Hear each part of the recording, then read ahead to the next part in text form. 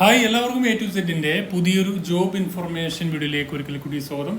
എയർപോർട്ടിൽ ജോലി നേടാൻ ആഗ്രഹിക്കുന്ന യുവതി യുവാക്കൾക്ക് വേണ്ടി പുതിയ റിക്രൂട്ട്മെന്റ് നോട്ടിഫിക്കേഷനുമായി എയർപോർട്ട് സർവീസസ് ലിമിറ്റഡ് കാർഗോ ഡിവിഷനിലേക്ക് വേണ്ടിയിട്ട് വ്യത്യസ്തമായിട്ടുള്ള ഒഴിവുകളിലേക്ക് 3000-ലധികം ഒഴിവുകളിലേക്ക് അപേക്ഷ ക്ഷണിച്ചു. യാതൊരു എക്സാം മറ്റ് കാര്യങ്ങളുള്ള ഡയറക്റ്റ് നിങ്ങൾക്ക് ഈ ഒരു ഇന്റർവ്യൂവിൽ പങ്കെടുക്കാൻ കഴിയുന്നതാണ്. നമുക്ക് ഏതായാലും ഈ റിക്രൂട്ട്മെന്റ് നോട്ടിഫിക്കേഷന്റെ ഡീറ്റെയിൽസ് എങ്ങനെയാണെന്ന് നോക്കാം.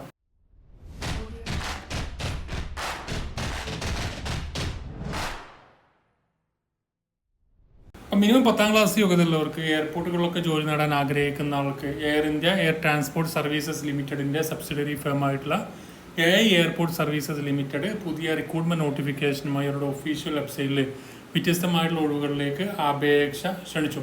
ഏകദേശം ഇതിലേക്ക് 3256ഓളം ഒഴിവുകളാണ് ഇതിലേക്ക് ടോട്ടലായിട്ടുള്ള ഒഴിവുകളുള്ളത്. വ്യത്യസ്തമായിട്ടുള്ള ഒഴിവുകളിലേക്ക് മുംബൈ ഇന്റർനാഷണൽ എയർപോർട്ടിലേക്ക് വേണ്ടിയിട്ടാണ് ഈ റിക്രൂട്ട്മെന്റ് നടക്കുന്നത്. 28/6/2024 റിക്രൂട്ട്മെന്റ് വന്നത്. അതിലേക്ക് 12/7 ഇന്റർവ്യൂ ഉണ്ട്. 12/7 മുതൽ 16/7 വരെയാണ് ഇന്റർവ്യൂ.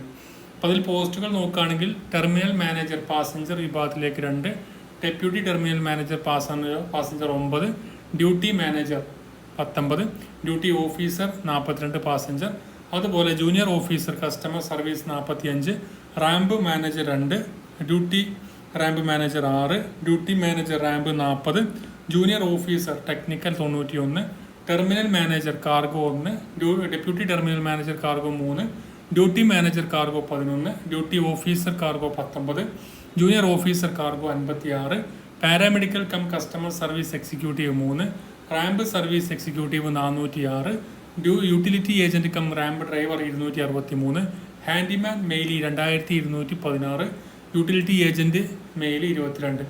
അപ്പോൾ ഏറ്റവും കൂടുതൽ ഒഴിവുള്ളത് ഹാൻഡിമാൻ എന്ന് പറഞ്ഞ പോസ്റ്റിലേക്കാണ്. അതിലേക്ക് ഇന്റർവ്യൂ 16/7 അതുപോലെ ഇതിലേക്ക് 1 മുതൽ 15 വരെയുള്ള പോസ്റ്റുകളിലേക്ക് 12/7 13/7 ആണ് ഇന്റർവ്യൂ നടക്കുന്നത്.